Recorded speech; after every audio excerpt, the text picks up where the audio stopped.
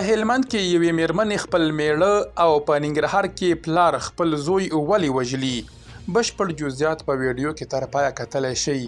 درنو لیدونکو ستړي مه شئ.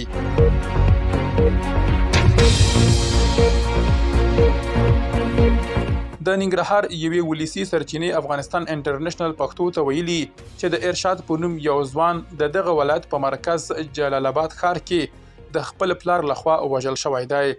سرچینې د څلورنۍ یا چهارشنبې پر شپه د غوایي پر 10مه ډیره کړې چې نوموړی ځوان څه موده مخکې له جرمني څخه هیواد ته ستون کړی شوی و.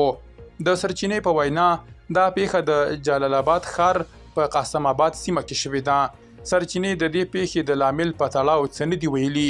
په ننګرهار کې د اسلامي امارت د واکمنۍ امنیې قومندانۍ هم تر اوسه په رسمي ډول د دغه ځوان د وژل کېدو په تړاو څه نه دي ویلي.